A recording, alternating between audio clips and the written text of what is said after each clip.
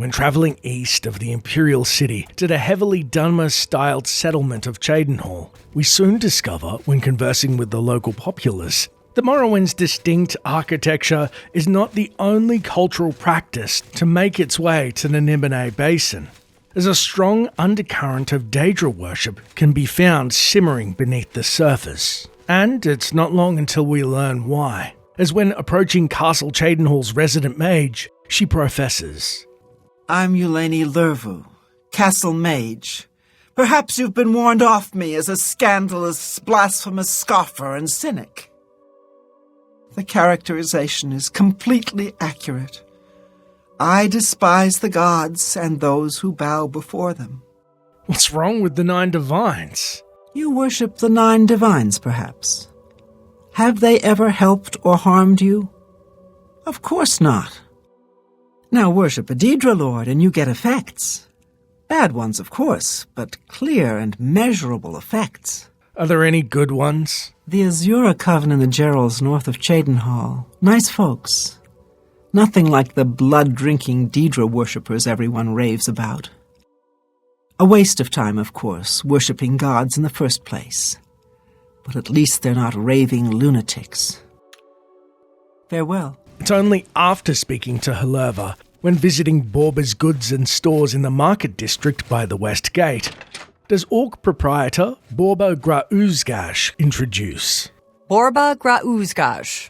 We've got everything the adventurer needs.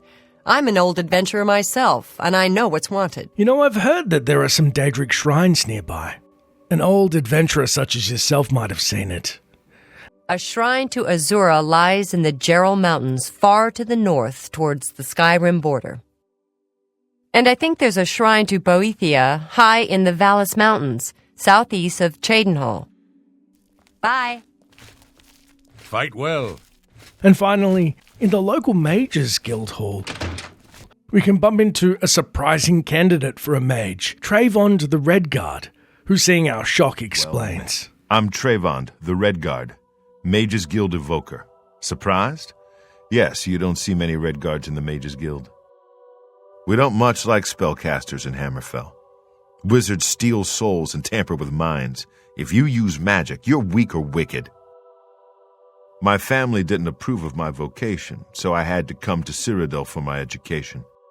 I admit, I still have strong prejudices against necromancy, summoning, and illusion. Profaning the remains or souls of the dead is just wrong, and I'm uneasy about tampering with others' minds and trafficking with Daedra. If you hate Daedra summoning, I can't imagine you'd like the Daedra cults we heard about from the locals. Daedra cults aren't necessarily evil, of course. In nearby Morrowind, for example, they worship Daedra in the temple. The Azura shrine north of town, up Lake Arius Way, for instance. I know a dark elf there. Nothing evil about him. Post-conversing with any one of these 3 NPCs, we'll add Azura's shrine to our map. Good day. Shocked at how the locals claim that these Daedra worshippers may be actually decent folk, we decide to seek out the shrine. We then find Azura's shrine is located far north of Cheydinhal, north and slightly east of Lake Arius's caverns, and high up in the Geral Mountains, accessed using an unmarked road. Approaching the imposing effigy, we see 3 individuals paying quiet reverence to the Daedric prince. Walking in between the 2 wooden benches, we then approach the lectern and watch an Argonian female leave an offering at the statue before kneeling to pray at nearby candles. Interrupting this Burmina, she scolds. I'm trying to concentrate, if you don't mind. Approaching the statue, we find nothing happens. But as we look up and marvel at the marbled deity, we see a curved star in her right hand and a moon in her left. Suddenly remembering a Khajiit had once claimed in their creation myths, Azura is credited with introducing moon sugar to Khajiit. Hoping to learn the actual truth of this purported Queen of Twilight, we turn to the nearby Dunmer, Ralsa Nethan, who politely asks, "This place is sacred. Please respect our privacy." Behind him, we spy another Dunmer, this one clothed in the uniform of a priest, and learn his name is Mel's Marion as he questions. You have entered a holy place. What is your business here? Persuading Mel's, we admit. Honestly, I'd heard Azura was a good Daedra by the people of Shadenhall, and I guess curiosity took hold. These are dark times, and people's minds are poisoned by rumors and superstition. Unless you can persuade me of your good intentions, I cannot speak further on this matter. We then make sure Mel's becomes a fast friend. All right. Every little bit helps. See? Was that hard? Trusting us, he then divulges. This is the shrine of Azura, Queen of the Dawn and the Dusk. What is your business here, traveler? We can then either say, I'm just passing through. Then be on your way, lest you anger the lady. Otherwise, look, you probably already know, but I wish to summon Azura. If you wish to speak to the lady, visit her shrine at dawn or dusk. Leave her an offering of glow dust, and perhaps she will deign to speak with you. I'll be here. Well, Trayvon the Redguard was right. The Dunme here are decent folk. With our task at hand, our journal then updates. I've been told by Azura's followers that an offering of glow dust obtained from a will-o'-the-wisp is needed to summon the Daedra. The statue should be approached at dawn or dusk, and you must be level 2 to begin this quest. Now, as we embark on our quest for the offering of glow dust to appease the Prince of Dusk and Dawn, there is one other method of learning of the shrine which doesn't come from the people of Cheydinhall, but involves reading the clandestine novel Modern Heretics. And the reason we shall explore its contents is that it not only seems to be written as the perfect precursor to Azura's quest, as this quest is the first Daedric shrine to be accessible at level 2, but also possibly intended as a source of temptation for the uninitiated to seek out all Daedric shrines and their artifacts in Oblivion, as this book is tied to the main quest, specifically Blood of the Daedra, and I'm guessing it was purposefully added in case players had missed the shrines, and thankfully it contains minimal spoilers. Its contents and the way that it lures you to the Daedric shrines is quite fascinating. However, such coveted knowledge is only found in a few paltry places in Cyrodiil, such as the Arcane University's Mystic Archives or the impenetrable Cloud Ruler Temple's East and West Wings. The book, written by Hatteras of Godlesfront, reads, Daedra worship is not prohibited by law in Cyrodiil. Primarily, this is a result of the Imperial Charter granted the Mages Guild permitting the summoning of Daedra. Nonetheless, chapel and public opinion is so strongly against Daedra worship that those who practice Daedric rituals do so in secret. However, differ widely in other provinces. Even in Cyrodiil, traditional opinions have changed greatly over the years, and some communities survive which worship Daedra. Some more traditional Daedra worshippers are motivated by piety and personal conviction. Many modern Daedra worshippers are motivated by a lust for arcane power. In particular, questing heroes of all stripes seek after the fabled Daedric artifacts for their potent combat and magical benefits.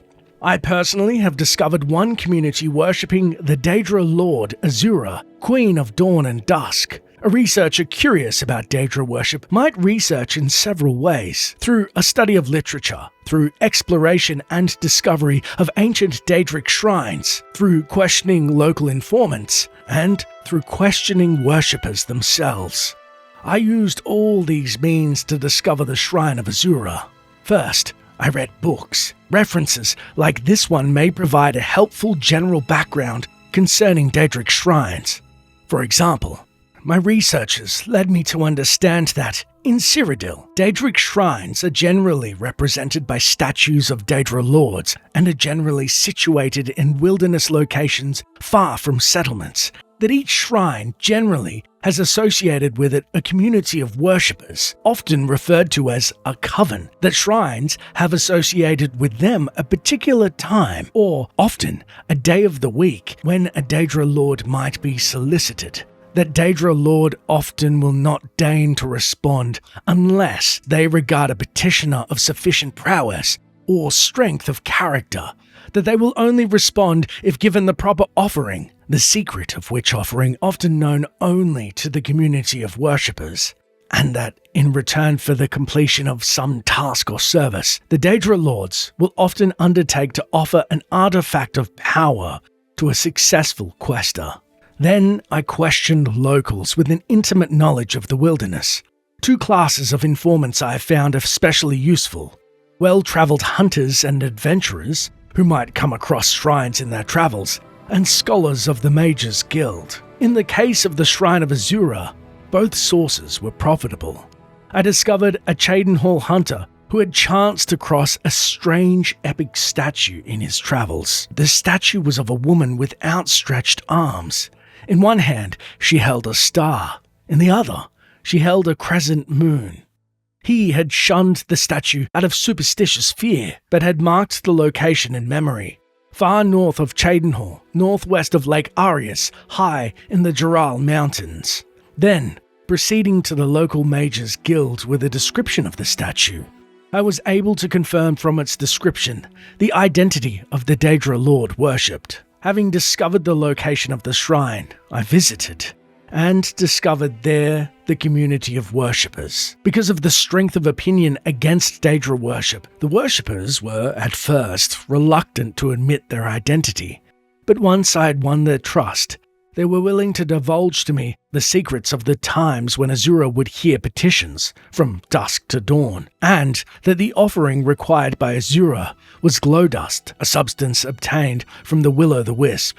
I am, of course, nothing more than a chapelman and scholar, so it did not lie within my power to find a will-o'-the-wisp to obtain glow dust, nor am I certain that Azura would have found me worthy to make such an offering, even if I had proffered. But I was assured that if I had been able to make such an offering, and if it had been accepted, Azura would have given me some sort of quest which, if completed, might have earned me the reward of Azura's Star, a Daedric artifact of legendary magical powers. I have since heard rumors of the existence in Cyrodiil of several other Daedric shrines, of the Daedric lords to which they are dedicated, and the Daedric artifacts that might be won by questing heroes. Hircine the Huntsman, for example, is linked in legend to the Saviour's Hide, a powerful enchanted armor. The sword Volendrung is associated with Malakath, Lord of Monsters, and the eponymously named Mace of Molag Bal is also thought to be the object of Daedra worship. Other Daedra lords, their shrines and worshippers remain to be discovered in Cyrodiil by earnest and persistent researchers. Enticed at the very idea of powerful artifacts being bestowed upon us for our labours, we begin collecting the aforementioned glow dust, which can be found scattered across the map as seen on screen, though it should be noted 3 will-o'-the-wisps are found north and west of Azura's shrine, but only after the recently mentioned quest, Blood of the Daedra in the main questline has begun. To make things simpler, these particular wisps are the only ones in-game to be non-aggressive until attacked.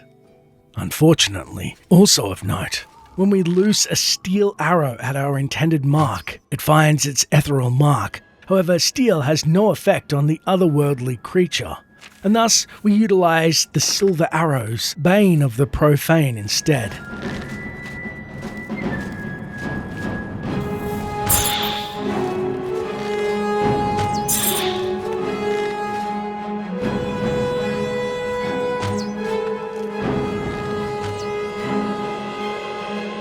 And it should also be noted, as we collect the glow dust of one of the wisp's remains, strangely it bleeds red as any other creature, perhaps to prove there is blood of the Daedra to be found in these strange creatures. Returning to the shrine, Mel's Marion simply states, You have been told what you must do to speak with Our Lady. What more do you ask of us? Waiting until dawn, we cautiously approach the shrine, offering the glow dust to the altar of Azura, and hear a disembodied voice boom.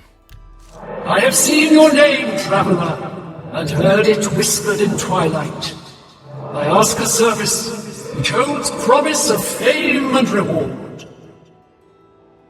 Many years ago, 5 followers slew the vampire Daedric and its kin, but all were infected by the foul creature. Knowing their fate, They sealed themselves up in the vampire's lair. Their suffering weighs heavily on me. Travel to the gutted mine. The door will open to you. Bring the piece of death to my followers, and you shall earn my gratitude. With our task at hand, we turn and Burmina questions. What is your wish, you who has been blessed by Our Lady's voice? Remember, this place is sacred. Ralsa Nethan states, What is your wish, you who have been blessed by Our Lady's voice? We watch and wait. And similarly, Mel's Marion quizzes. What is your wish, you who have been blessed by Our Lady's voice? You heard Azura's request? The great lady has spoken. To you alone. The moon and star shall be your guide. Although you can't aid us, what do you know of the gutted mine? There our brethren destroyed the vampire Daedric, but all were infected by the abomination, and were doomed to turn themselves. It was then that Azura, may she bless our days, sealed the cavern, protecting the world from the monstrosities within. It has been sealed ever since. We watch and wait.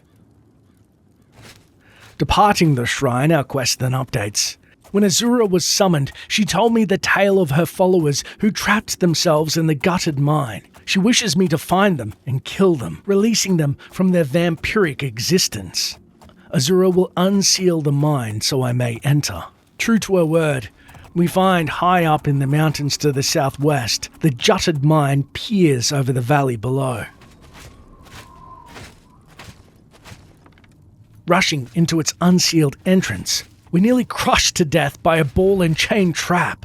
Taking another step, we then hear. Who's there?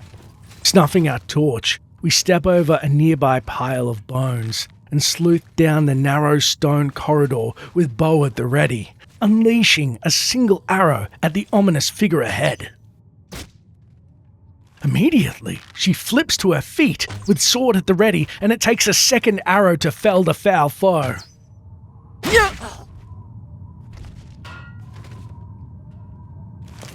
Peering around the side of the lit mineshaft, we then see nothing. As an orc marauder stalks into sight, turning invisible and catching an arrow in her flank. That the best you can do? Am I supposed to be impressed?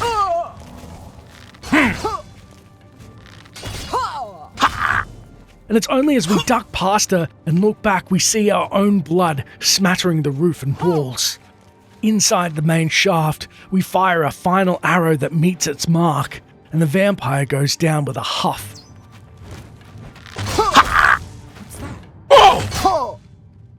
As we pluck her warhammer of fracturing off the ground nearby. Turning the corner of the cavern's arm, we then find by a silver deposit a flimsy vampire's coffin. Around the corner, we then spy something peculiar. A lone female vampire scratching at the wall. And as we take a shot at her, she taunts. Well, well, look who we've got here. Funnily enough, we realize this scout is unarmed, and she tries desperately to escape behind a boulder that she claws at in vain.